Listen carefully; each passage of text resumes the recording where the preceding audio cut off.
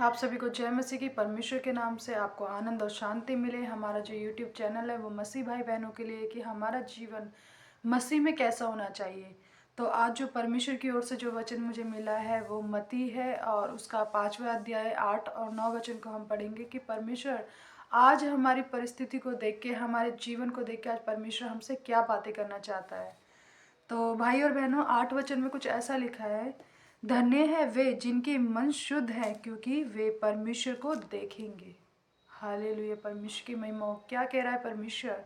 धन्य है ऐसा लोग, ऐसे मनुष्य जिनके मन क्या है, शुद्ध है, क्योंकि वो परमेश्वर को देखेंगे।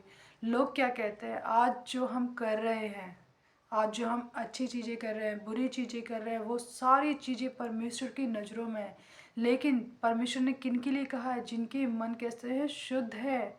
जो लोग मन के अच्छे होते हैं, जिनकी भावनाएं गलत नहीं होती है, जिनके हृदय ऐसा होता है नम्र, जो किसी के बारे में ना बुरी बातें सुनता है, ना सोचता है, ना बोलता है, ऐसे लोगों के लिए, ऐसे भाई बहनों के लिए परमेश्वर आपसे कहता है, भाई मेरी बहन मेरे बच्चों, ऐसे परमेश्वर आपसे कहता है कि ये वचन आपके लिए है कि जिनके मन शुद्ध है वो क्या करेंगे, परमेश्वर को देखेंगे। आज लोग कहते हैं कि हमें परमेश्वर दिखाई नहीं दे रहा है। नहीं, हो सकता है परमेश्वर आज आपको नहीं दिखाई दे रहा, लेकिन जब हम कहते हैं कि हम मरने के बाद स्वर्ग में जा रहे हैं, क्या कोई ये कहता है कि हम मरने के बाद नरक में जा रहे हैं? क्यों? आप अपने बुरे कामों को नहीं जानते हो कि आपने क्या बुरे काम किए हैं? आप खुद जानते हो कि हमारे काम कैसे हैं। हम किसी के कहने से नहीं, लेकिन हम खुद सोच सकते हैं कि हमारे काम अगर अच्छे होंगे तो हम स्वर्ग में जाएंगे, हमारे काम बुरे होंगे तो हम कहाँ जाएंगे, नरक में जाएंगे। लेकिन हम परमेश्वर को देखेंगे कहाँ? हम परमेश्वर को स्वर्ग में देखेंगे, क्योंकि परमेश्वर ने जिनके मन शुद्ध है, जिनके मन नम्र है, उन लोगों को परमेश्वर ने कहा है कि धन्य है ऐसे मनुष्य जिनका मन शुद्ध है, और क्या करेंगे, वो परमेश्वर को देखेंगे। भाई और बहनों, इसी तरीके से 9वें वचन में क्या लिखा है?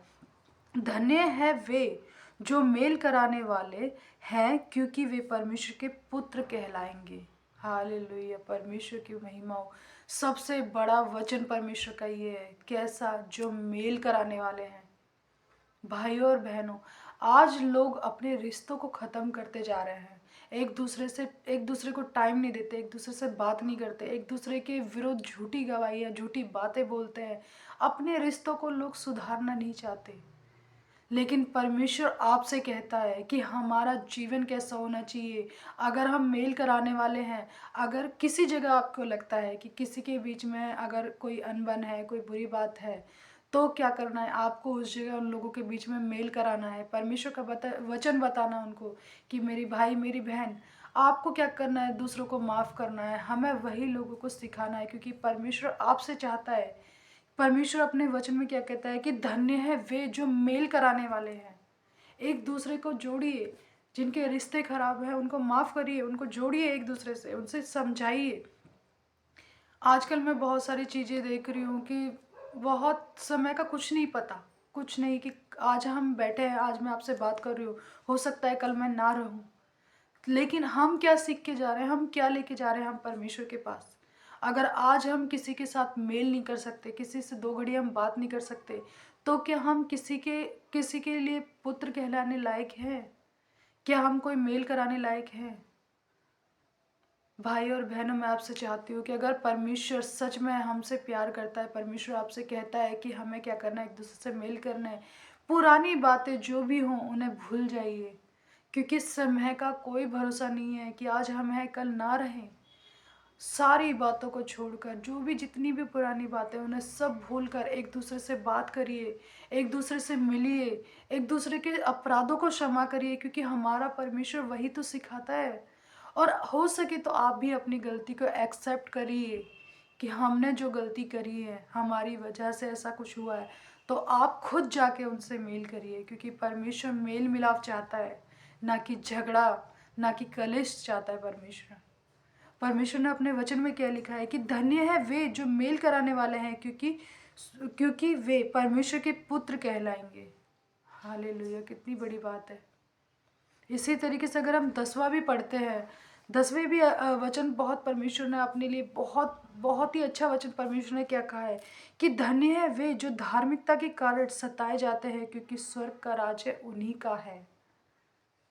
जो धार्मिकता के कारण सताए जाते हैं।